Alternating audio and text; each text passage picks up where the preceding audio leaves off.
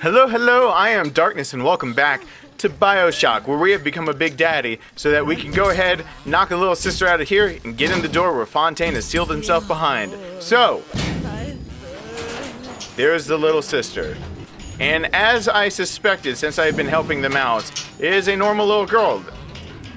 On the better. It would mean very much to me if you will be gentle with the girls. Mein kleines Mädchen. I will. I've saved them, I might as well be kind to them. So, I've got a little sister here now. I don't understand why, if they all know that I'm here to save them, why we had to go through all of those hoops to becoming one. It's gameplay. They can't assume that I'm gonna go the nice route, but I can't go anything but the nice route. I have to watch other people play it to be able to see what happens. If you go the mean route, I can't bring myself to do it. Like I've said before, I've only ever brought myself to ever harvest one per gameplay ever, and if you only harvest one, you still get the good ending. You can do up to one harvesting. If you do two or more, you get the alternate ending. And the more you do, the more angry Tenenbaums. The little ones will lead you to Fontaine, but you must protect them. The ending narration that is done by Tenenbaum, the more angry it becomes. The more that you possibly. No time to waste. That's it, kid. It's been a long road. You don't even remember most of it. But you understood when you were just a sprout. Uh-oh, wait a second.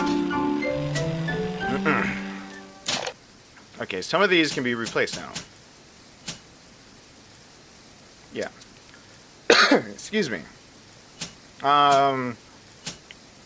Not scrounge. Blah, blah, blah. Thought there was something that did better than having the camouflage. Apparently there's not. Let's go look at the other tonics, because we're getting towards the end, so I do know that I need to have the right tonics on here. All of these security expert stuff, I don't need to worry about nearly as much anymore. 2 fewer, 4 fewer, difficulty reduced. I think I would rather have the difficulty switched out for making it slower. Where's that slow sign? There we go. Speedy Hacker. And I don't think there's anything else that I'd rather have in these slots. Because if I'm going to actually hack something at this point in time in the game, I believe that's not an issue. Require 1 fewer of each component. Oh yeah, I can actually just switch it out for that one. Turrets, bots, and cameras. Are there many turrets, bots, and cameras I'll be hacking anymore? I'm trying to remember. I'd rather keep on Clever Inventor for the moment. And finally, the last little bit. So I've gone through this game really depending on the fact that I'm doing the wrench damage, but the damage from doing the research is really a big deal. Do I have an upgrade to that? No? Okay. And do more damage with electricity. I believe in Thing Called Love. I believe what I'm gonna need to have here is no longer on unaware opponents. Yes. This is hard. I'm gonna I'm not gonna double stack these. I'm going to do electronic flesh 2. Electrical attacks, because electrical attacks freeze them, and when I have it with this, and it deals less damage to me, that should get me through the hardest parts of if I get jumped from here on out. So, Bloodstain, yeah, send the girl in first. I'm pretty sure she'll be safe. Hurry, Mr. Bubbles. I'm hurrying. But now you see, like, everything of what this.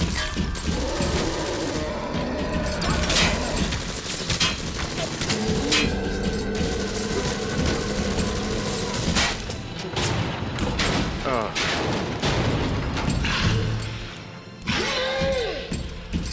Hurry, Mr. B. I can see the angel.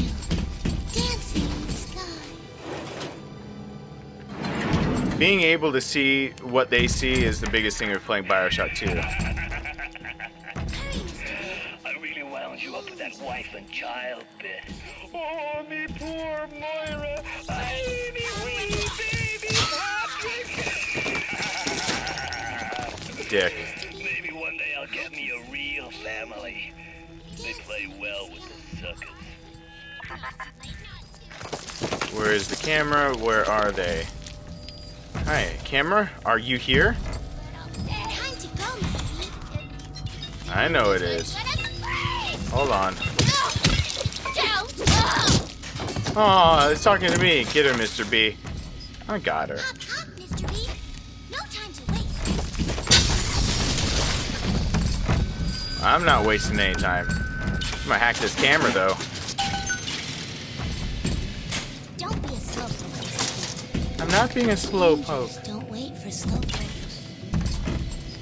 Oh, you are creepy as hell. And probably truly exist at that scale. Hurry! Hurry, Mr. Bubbles! Oh, look at them. Even though they are physically free and they I'm need a together, good girl, Mr. B. Tuchon's mental conditioning still holds them to their terrible task. And sins such as you do can never atone.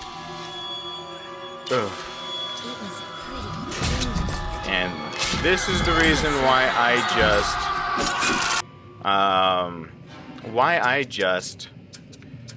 hacked that camera. And I believe I'll actually use Winter's Blast for once.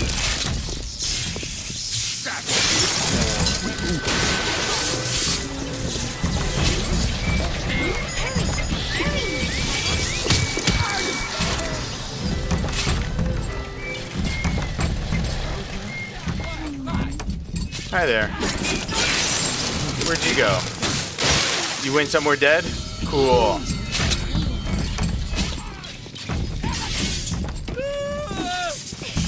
Hi. That was in your face. Okay, can you... You hop. Yay. Whoa! Someone hit you? I'm sorry. I didn't mean for anyone to actually get to you. I'm trying to be a good Big Daddy. I like it when they call me Big Daddy. Don't be a slowpoke, Mr. B. I'm not being a slowpoke. Wait for slowpoke. I'm trying to go ahead and see where the next place that you're going to get us all killed is. Hurry, Mr. Bubbles. Right here. This looks like a goodest place of any for you to try to get us all killed. And yes. Time to go, Mr. B. Watch out! Look, Mr. Professor, their Bubbles. harvesting will draw the attention of this flight.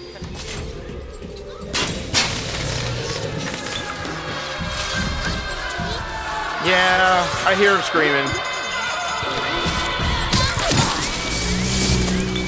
Yeah, don't make me mad. I will mess you up. I will mess you up. Which that is one of the... Okay, so... So, mental conditioning. So, we're talking about... I cannot remember the child's name, but the experiment is very famous. A child who was not afraid of... really afraid of anything. To prove that becoming afraid of something is more or less something that is a learned action. That the only two true things that we know of that you're like pretty much born fearing are loud noises and fire, I believe. And this was kind of an experiment to say, well, what kind of triggers that? Are there more classical triggers of causing that, or Hurry, Mr. B. can I freeze you? So are there more classical triggers of making that happen, or is it something that's kind of has to be learned in the environment? And so there's a child that was taken in, there is a rat, and he wasn't afraid of the rats. Hurry! Hurry, Mr. Bubbles! I need you. Wait a second. Don't be a slowpoke, Mr. B. Not being a slowpoke. Angels don't wait for slowpokes. A Rapture reminder. I wanted to take a photo. Mr. B. The temptation to break Hey there. Stay on the level. No! Not longer infused with Adam. They're as vulnerable as any child. No! Only the little ones can open these doors. You must protect them. I let a girl die? If a little one falls, you can call for another at the vent. But to lose even one is a sin. Is that gonna be a bad thing for later? No, I've never had one die! Who do I get this time? That wasn't fair. Stood in front of the rocket, I thought enough. Okay. So, the child was introduced to the rat. No fear of the rat whatsoever. Nothing to fear. Over time, what they would do is that the rat would be exposed, and they expose it also at the exact same time, kind of in a Pavlovian style of ringing a bell and presenting food, and then ringing the bell to see what would happen. This is Pavlovian conditioning that they did to this child. That you can't do this kind of testing anymore, ever. Angels dancing in the sky. They would make a loud sound, a loud bang every single time this child saw the rats. Eventually, this child was terrified of the rats. Hurry, Mr. B. And it showed that yes, you can you can cause what you're trying to cause, like a fear or a like or dislike or whatever to something by introducing another stimulus, even in a human being, Pavlovian type Don't training. Be a slowpoke. However, it took years of therapy to get him not to be afraid of Came here to be a star. of rats, and that's not a cool thing. And that's not a cool thing to do to a person. No.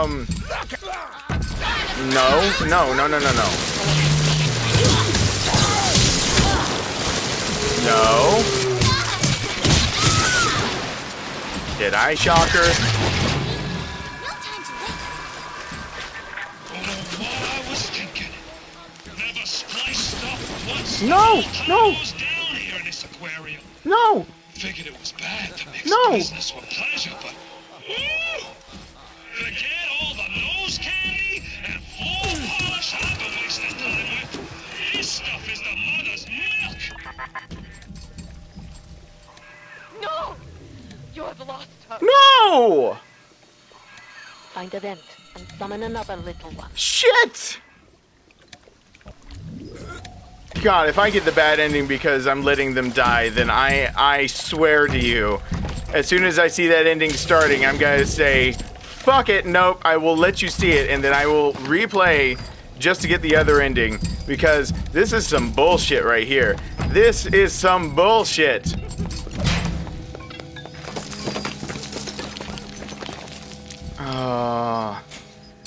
Wait, let me take care of some of this shit over here real quick first. Hack.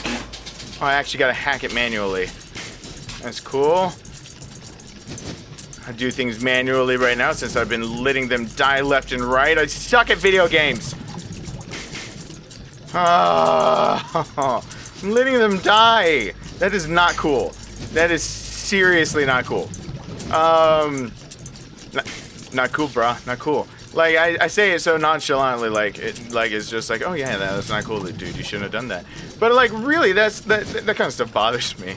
I need to do this, and I need to snake that sucker along. There we go. No, let me get up here and hack. Let me hack. Start the hack.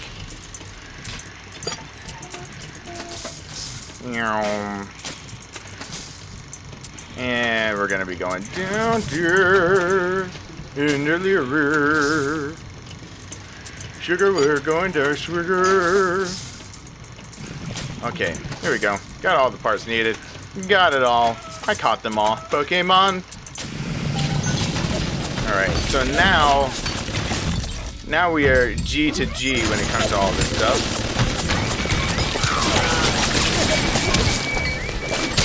Yeah, there we go. Alright, I'll go get another little sister that I won't kill this time. Jesus H, the thing came over the edge and killed her. That's not fair.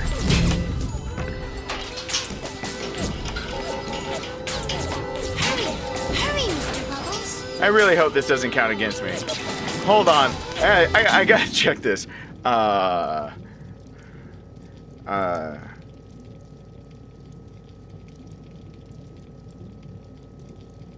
on. Hold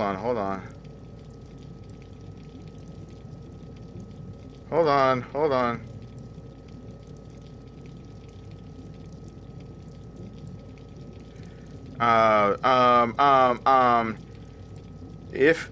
If I let little sisters die, if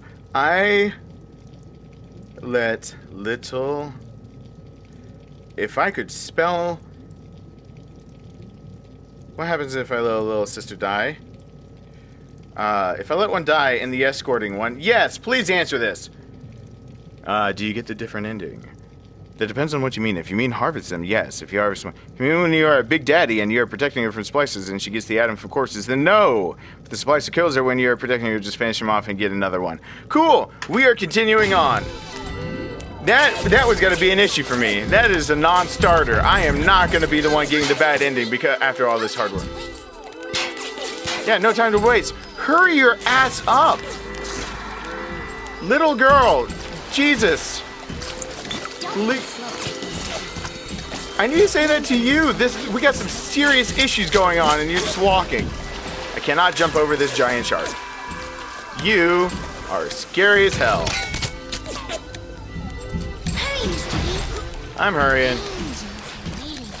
Yeah, that's the creepy part. The way you say angels like that. I just wanted to let you know a part of you that creeps me out.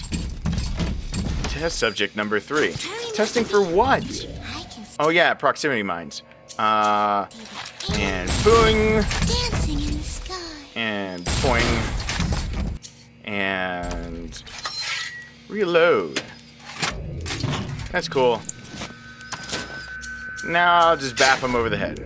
Weird. Hurry, Mr. Bubbles. I'm right here. They harvesting will draw the attention of the splicers. Yeah, so I have noticed.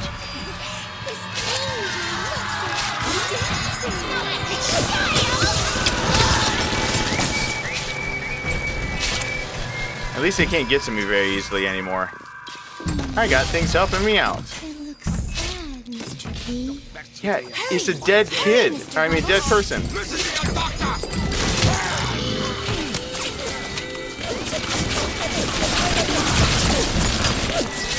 Yeah, fuck you trying to use the health station. I'm not the slowpoke. You're the one standing still.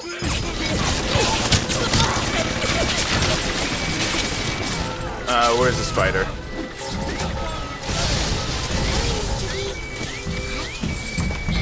Well, that answers that. That is a polar bear. Why did we kill so many animals and then bring them down here? I must assert my dominance. Kill something with a long-range weapon in a way that doesn't put me in danger, and then hang it and stuff it and stuff. That makes me more of a man. I'm not wasting any time, child. Whoa! What is wrong with you? Does this bouncer not like me?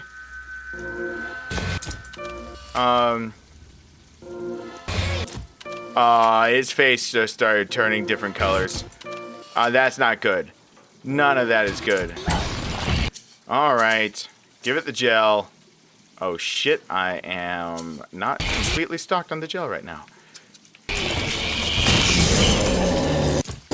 Oh, no! Reload the gel. Too late. And...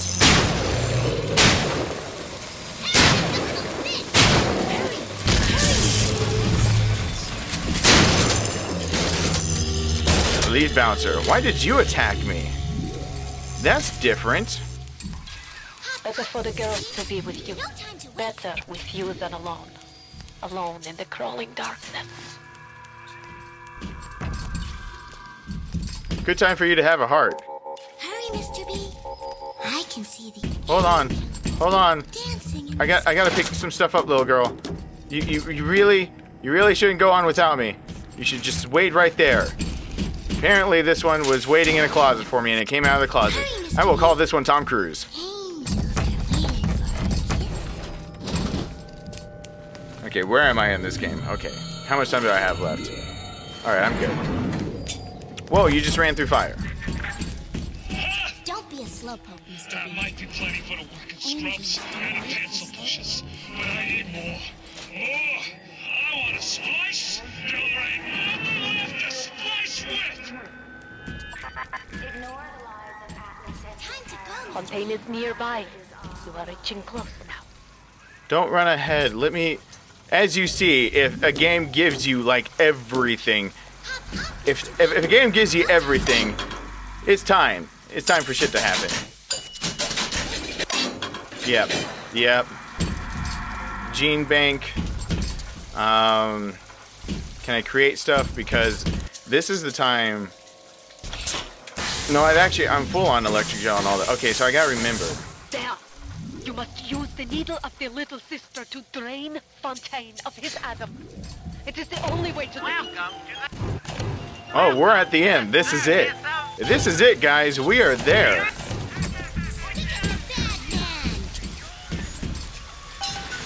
Fontaine waits above. There will be no going back from here. Make sure you are ready to face him before moving on. Yeah, we are at the end. I will make this the last episode of this one. This is it, guys. Oof.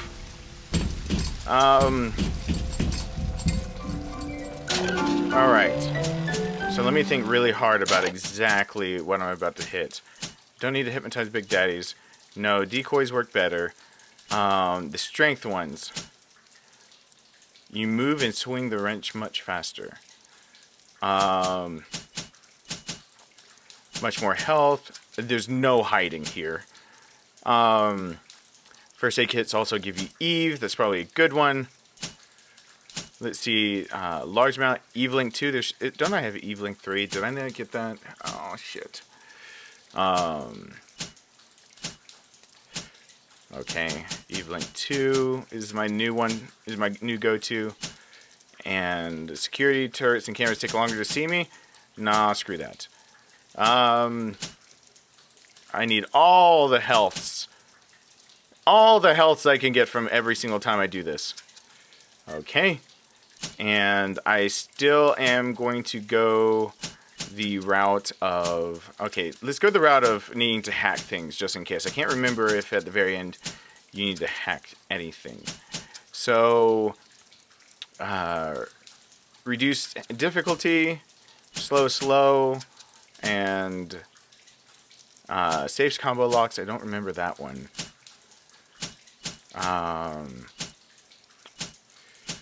Shorten alarms. I can't remember if there's an alarm over there. Few for overload, fewer alarms.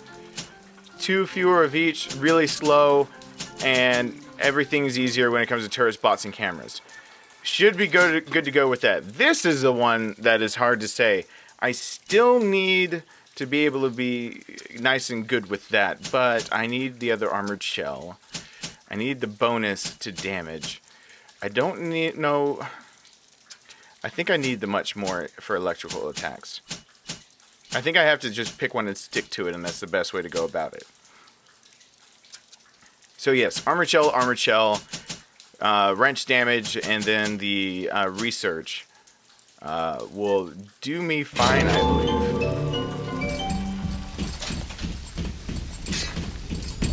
All right, let me go ahead. It's time. It's time for the showdown. It's the final countdown. Ba-da-da-boo, ba-da-da-boo-boo.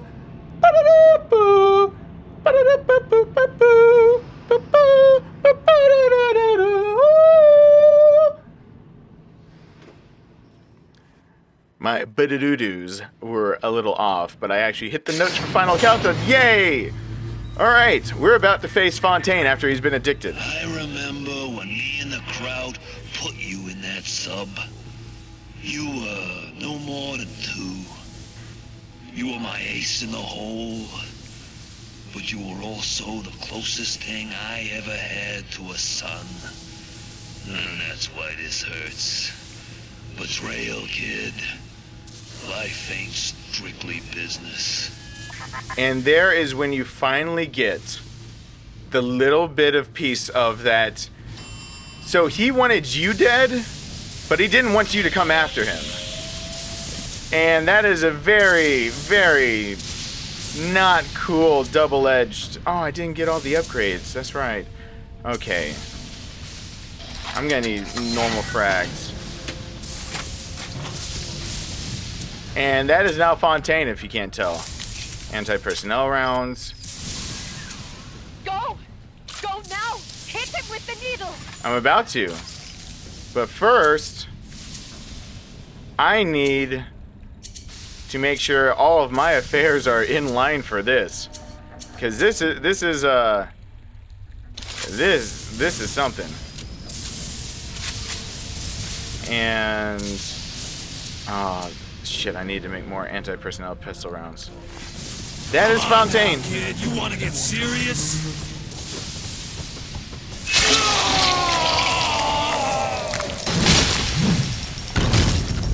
Come and get it, Luke. He's fire. Which one is the fire? Which one's the fire? Which one's the fire? What do I need against fire? What do I need against fire? I can't remember. Not ice. I'll tell you in 2 seconds which one it is. Ah, shit. Okay, gotta do it backwards. So if it's if it's ice, you melt it with fire. If it's fire, electricity, it's water, right? So it's fire is electric. I believe it's electric. I believe it's electric. Yep. It would be electric. And that happened. I paid good money for you. This is what I get. I can't remember which one he's got to be next. I'm gonna be trying to I'm gonna try to keep ahead of it. Oh shit, he is ice. You think I'm alone in this world? I got more than enough mugs to watch my back while I recharge. I'm getting to him. Also, I no longer have the helmet on, guys, if you notice that. I got the suit on, but I don't have the helmet on. Where is it? Oh, I forgot the alarms. There's no way to deactivate it here. Okay. So, if I need fire. Where's my fire? There's my fire. Come on, fire.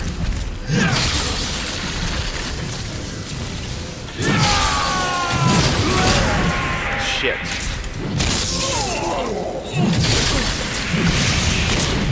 Oh.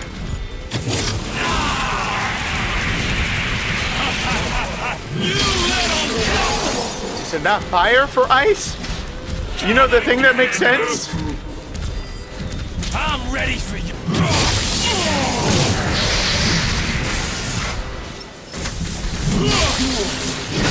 Alright. Yeah, range of this thing.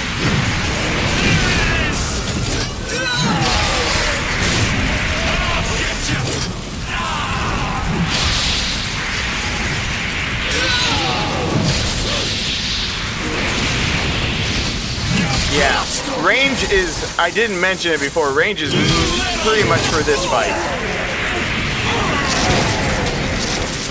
And finally, this is where this comes into play. Yeah, you look ugly. I might change the thumbnail for the last one.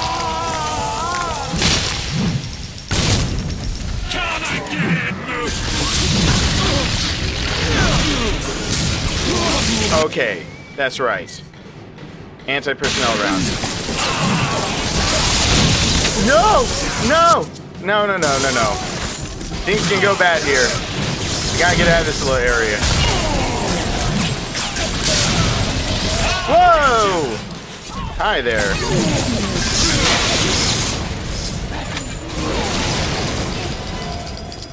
Hi there. Are you personnel? And do I want you to be anti? Hi there. Would I like you to be anti too?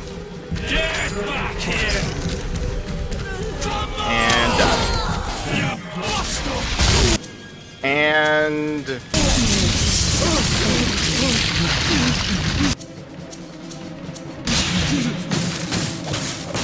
wow, that is impossible to kill him that way.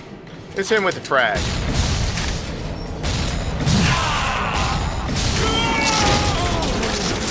And I believe that would be it, guys. The fight is much harder than that if you don't know what you're doing in it. I kid you not, it'll take a few times.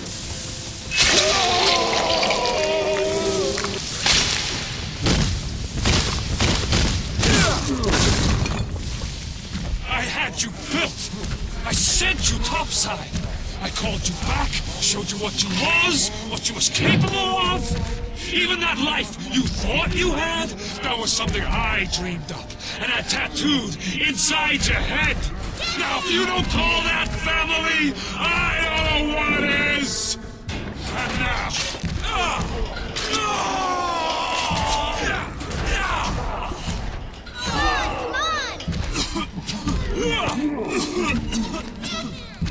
This is something else you dreamed of.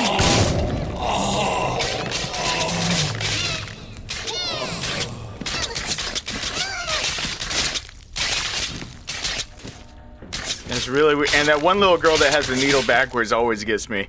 She's just sitting there. She's like, I'm participating.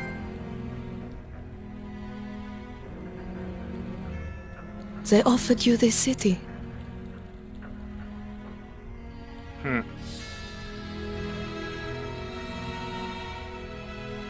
And you refused it. And what did you do instead? What I've come to expect of you.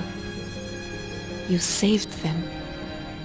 You gave them the one thing that was stolen from them. A chance. A chance to learn. To find love. To live. And in the end, what was your reward? You never said. But I think I know. A family. Oh. That's amazing. The game is amazing. Game is amazing. Game is amazing. So there's director's commentary that I don't know if I'm going to go and just make a video of director's commentary. And it almost feels like a cheater video to make. But then again, I think that this is a game that is one of the only games that deserves kind of having the director's commentary to kind of like just watch and then have thoughts and opinions about, because it would be an interesting thing to just kind of watch all of those. And I'm gonna watch them on my own time, so why not record it and put it on camera and talk about the behind the scenes of what went into this game and let you guys see exactly the trials and tribulations it took to bring a game like this together.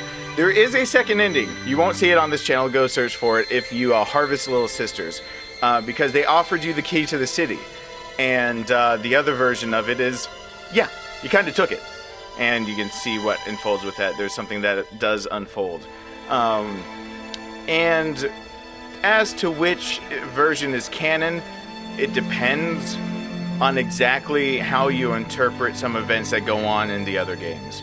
So, this is the end of this game. I'm going to be moving on to Infinite. I know that is out of order. I know you guys probably want me to play BioShock 2. But in my head and heart, the way I kind of interpret this game is now very largely built upon Infinite.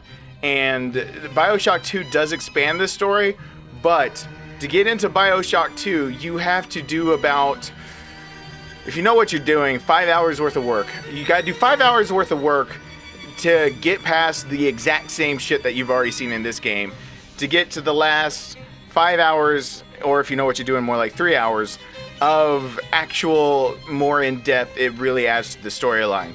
if it's your first time through, it's like a 15-hour game, and it's like 10 hours of pretty much all the same stuff with a bit better combat system.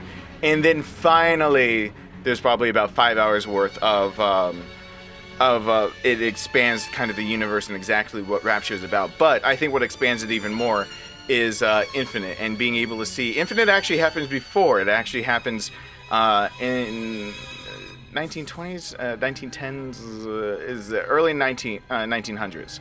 So we're gonna get into that one next. My favorite part of this whole thing is kind of now we get to talk about Tenenbaum and Fontaine, and Tenenbaum doesn't have too much to talk about other than the fact that she puts out there very much that you're kind of her hope for making up for the fact that she's made Little Sisters and she's made what's going on here. And it bothers her. It really does. It gets to her that she was involved with all of this, that she had a hand in making the monsters, and that her maternal instinct comes out and she participates in all of this, and the result is something that she doesn't see how she can live with it. And once you come back to Rapture, and once she realizes what you can do for these girls, she's okay with using you. But this is one of those times where I feel like there's not many times you're gonna ever hear this coming out of my mouth, where the end justifies the means. That kind of reasoning is what gets us into more wars and causes more death in this world than just about anything else. That the end somehow justified the means, and that we had a goal or a reason or something or other to do the things that we ended up doing, and they were bad things. And everyone's done it in their life, where they've had good aspirations and goals and feelings and everything, and their heart was in the right place. Everything was in the right place. And they wanted to do something better, and to do that something better, they did something wrong. But the end justified the means, and that is not an okay excuse to do wrong in this world. And I kind of draw a parallel of the end justify the means to The Last of Us. So if you haven't watched The Last of Us, it's a very good game. The most heavily story-driven and character-driven game I think ever put out to date, and my God, movies look at that game and go, how the hell did you pull this off? And how the hell they pulled it off is having a video game platform where you could have more time to delve in and become one with the characters and really get to know them, instead of kind of sitting in a seat in a theater and being given lines of dialogue. It's the books are the only thing that come as close to me as The Last of Us did. But I'm gonna say this. I'm gonna try not to give a spoiler.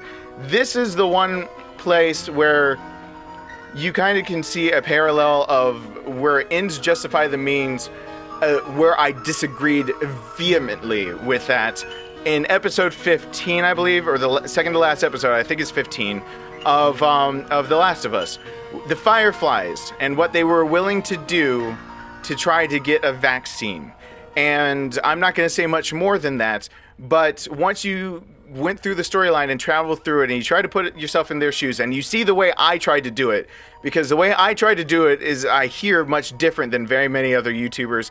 In fact, I've been told by a lot of people who are addicted to watching The Last of Us that the way that I picked apart and got in the shoes of the people that are in The Last of Us, they hadn't seen before, which I take as a very high compliment. It still makes me smile a lot to hear that the effort I put into it, to making sure that I was doing everything that I could right to do this game justice, came out right. But okay, I'm gonna try to get straight to the point.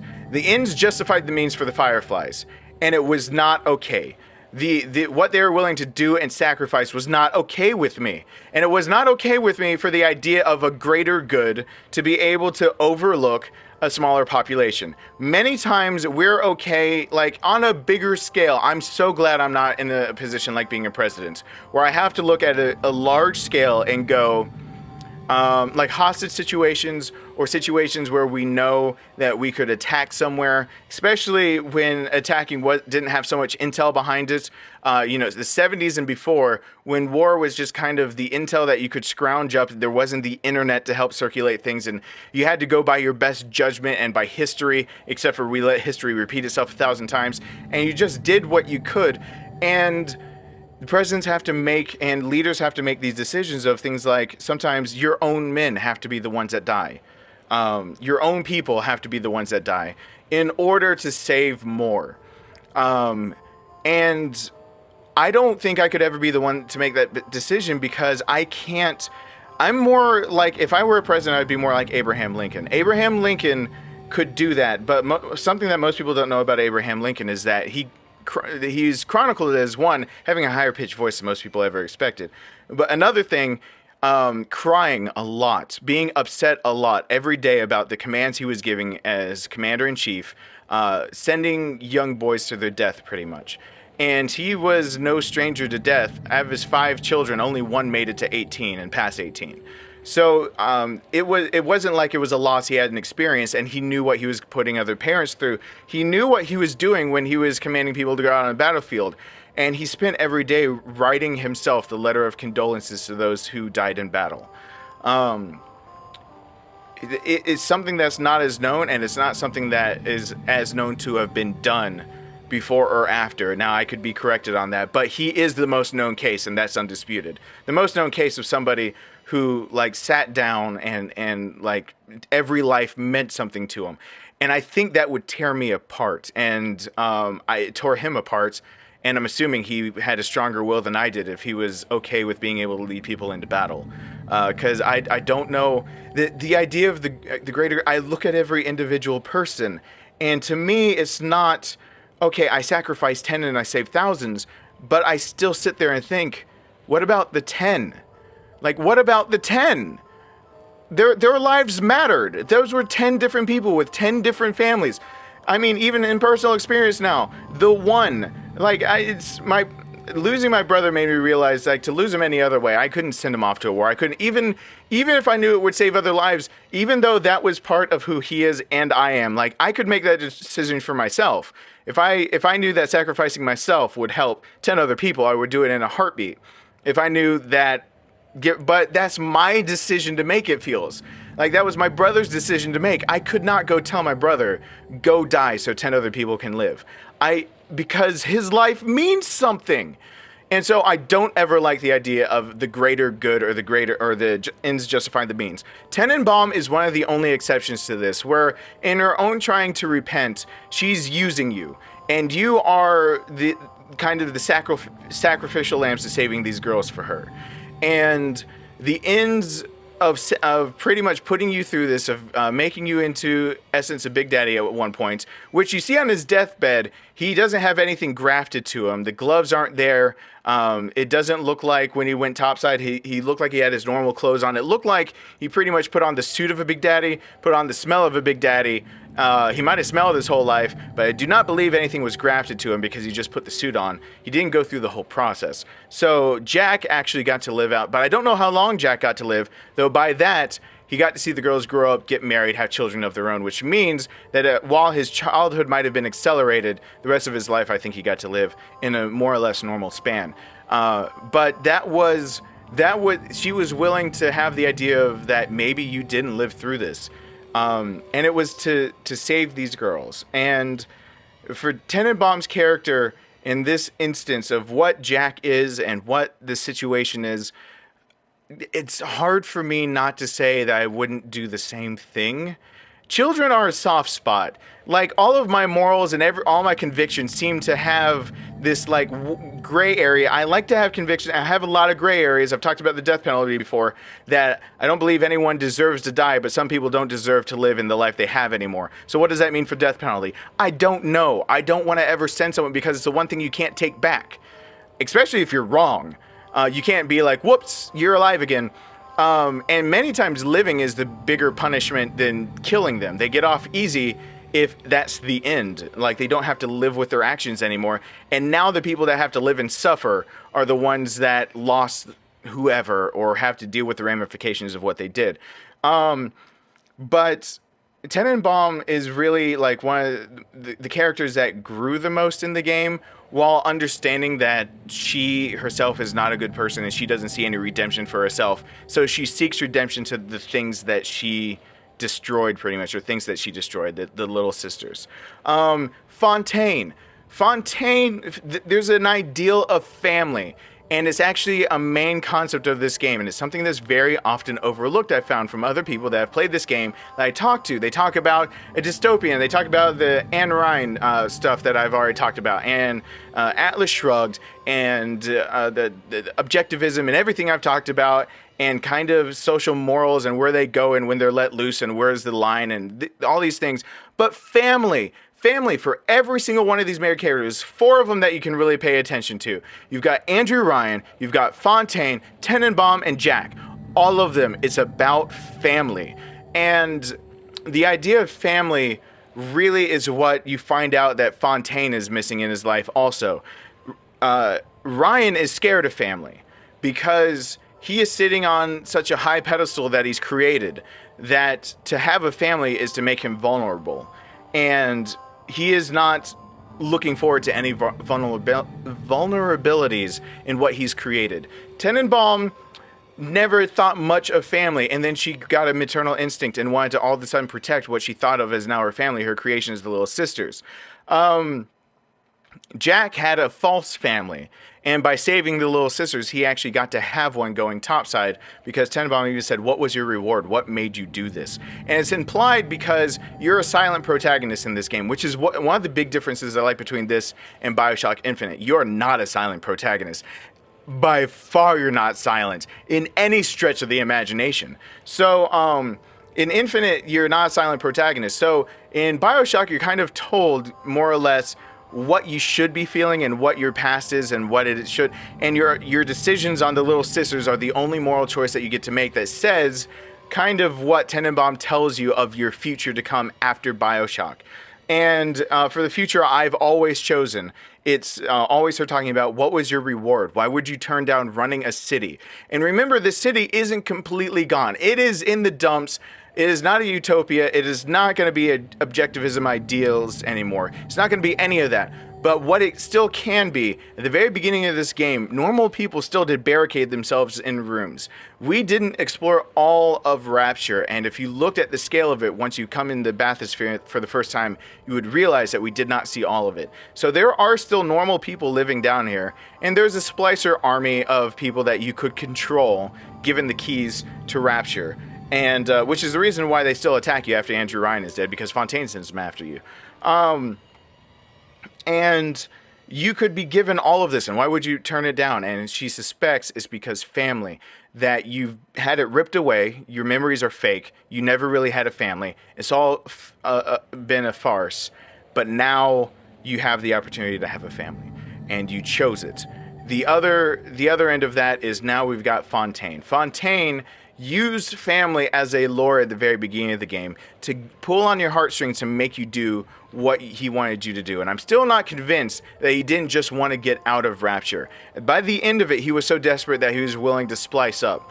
And once he got enough Adam in him, and to see, like, when he was lifting the great chain and throwing it over and displaying what Adam's potential really is in a human being, once he started splicing himself up, I think he got addicted to the idea of protecting himself from me, from impending doom, because he knew I was coming for him and I wasn't stopping. But he talked about betrayal, and he's the biggest hypocrite to talk about it, considering the fact that he betrays you. It's the first thing he does once you kill Andrew Ryan. He betrays you.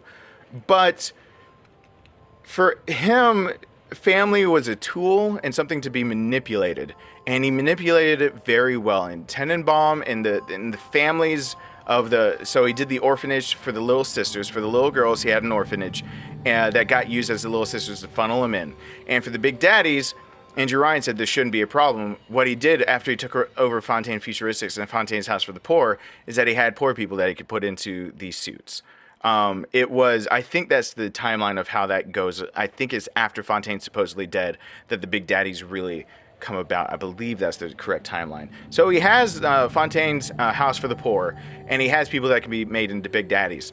But Fontaine's angle this whole time has been using family to manipulate and to use and to gain.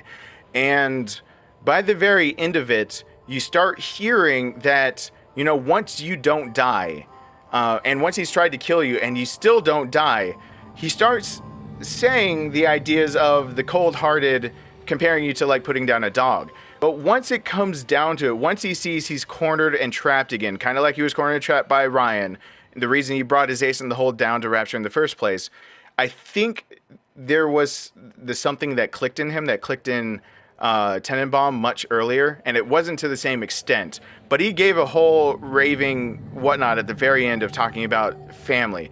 The closest thing that he had to family. And family, to him, that betrayal, when you don't understand and when you don't have something sometimes, and when you're jealous of it, many times it's the first thing you want to attack. And that's what I've always chalked it up to. When middle school and high school, when you're not one of the popular kids and you get picked on for kids that have been bullied and picked on, the first thing you want to hate is pretty much every popular kid. Maybe not the first thing. Maybe you're different. I'm not going to generalize everyone. But it's easy to hate those that have the things that you want. And they could be perfectly good people that wouldn't say a bad word about you. And that if you just approach them, maybe they're one of the kids that you consider the popular kids, but they're human also. They'd be willing to talk to you and hang out with you and things like that and be friends. They might think you're awesome. But it's kind of like you've chalked them all up to being the thing that you're not. And they're all kind of the enemy because some are the enemy. I think to Fontaine, family was kind of the enemy and the linchpin to Ryan's demise, having family. The fact that Tenenbaum dumped him and tried to help out the little sister's family, something he didn't understand as family. And you're the closest thing, yes, to family that he has. And once family is the thing that comes after him, not Ryan, not some war, not anything else, but the only thing that feels like him to family, the jealousy and the resentment and he starts talking about betrayal, as if you did this is your fault and you chose. So that motif in this game, I really do enjoy.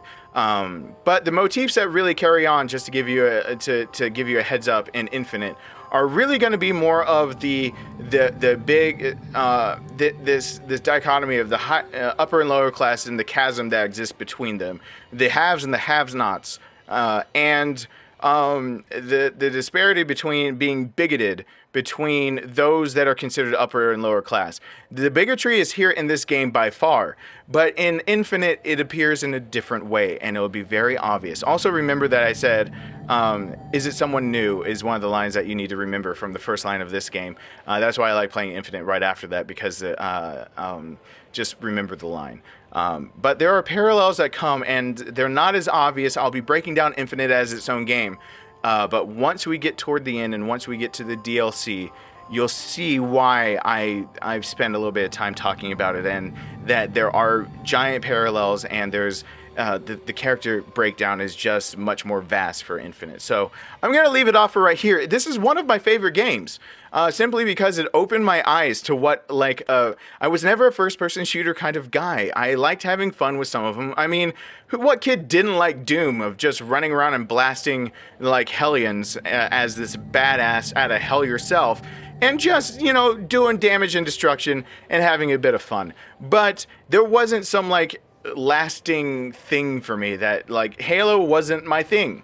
Just wasn't. If you ask me to play Halo, I'm gonna look at you kind of weird. I'm not gonna be playing Halo on this channel. Unless something happens in the story, they're like, guys, you don't understand. The Master Chief all of a sudden is so no, you're probably not gonna be able to convince me. Sorry about that. So I never got into Halo. I never got into a lot of other games, simply because it just wasn't my cup of tea. But when BioShock came out as a first-person shooter, it's not necessarily my favorite genre, and I gave it a try because all of a sudden it's just kind of blowing up and becoming this thing of just as being hailed as different and revolutionary in storytelling and in games and everything I played it, and I realized, holy shit, this is what an FPS can be. This is the kind of story that can be told. You can bring in RPG elements. You can make it more that there's more to sink your teeth into for games. And there's a trickle-down effect that happened in other games that, especially for example in Halo, the trickle-down effect, and Gears of War I've not played. And I'm not going to say Uncharted because I'm going to put Naughty Dog in their own little subsection for knowing what the hell they're doing. But did the game just stop on me? Did it play that music enough times? I'm going to assume that the game might have just stopped on me. Yeah, it finally did. It was like, I don't want to play that music anymore. So I'm going to wrap it up. That's a good time to wrap it up when it starts playing music. So thank you so much for watching. I hope you enjoyed it. Hope you enjoyed me talking a bit about it. Tell me in the comments whether you want me to do a video of just the director's commentary, of just playing the director's commentary back to back to back to back, listening to it, talking to you guys about it, about what it really means, and if I forgot anything about the game, of breaking it down and whatnot, I can add it in a video about the director's commentary. And I can do that at any time. So just let me know in the comments if you want me to do that, because one way or another I will do it, and I will wait a week or two before I go and watch all the director's commentary, just so you guys have a chance to be able to tell me if you want to see that for yourself. I won't be talking over director's commentary. I'll just have commentary after it, and I'll be watching it and whatnot with you guys. So anyway, thank you so much for watching. Please go ahead and give a thumbs up if you waited this long, and subscribe so you know when the first episode of Infinite comes out, which should be the day after this starts, because I am getting straight into Infinite. That is high on my to-do list. Also, if you want to know other games I'm going to be doing, you might want to subscribe so you know other content that can be coming around. And if you like this, and if you like character analysis, Life is Strange is kind of more like what people call kind of more like the walking simulator of kind of character development, while you go over to Naughty Dog and you get The Last of Us. If you haven't watched The Last of Us, go watch my playthrough. I shit you not. I put my heart and soul into that thing. I did everything I could to put myself in those people's shoes. And I think that it shows in that playthrough. I'm going to eventually try to get through the Uncharted series, as Naughty Dog did the Uncharted series, and I've heard that the storytelling and the gameplay elements and everything kind of were built up through Uncharted 1, 2, and possibly 3 before The Last of Us came out, where they had just cut their teeth on one game and then put all their knowledge and soul into this, The Last of Us, which was a masterpiece. And so if you want like more like storytelling and like breaking down, and like, we'll shed some tears together. I'm gonna tell you right now, it's probably in the first 15 or 20 minutes that I'm crying in The Last of Us. It hit me hard. And it doesn't matter if my brother had just passed away or not. It doesn't matter that it was just a week and a half after my brother had died that I played the game. It could have been years ago. I would have cried over that. Because that hit me hard. It hits you hard. And it really, I love games that are story-based. But if you want to see a game that's going to get broken down, and it also has first-person shooter elements, BioShock Infinite is going to be the game for you, as we're going to be talking about class structure and race and the haves and have-nots and slavery and a utopia, religion, we're going to be talking about pretty much the defensive beliefs, war. Damn, there's a lot to talk about in BioShock Infinite. There's a lot to go through. There's a lot of character development, and please stick around for it. So I'm going to go ahead and sign off for right now. Thank you so much for joining me. I hope you enjoyed yourself, and I hope to see you back here really, really soon. Bye!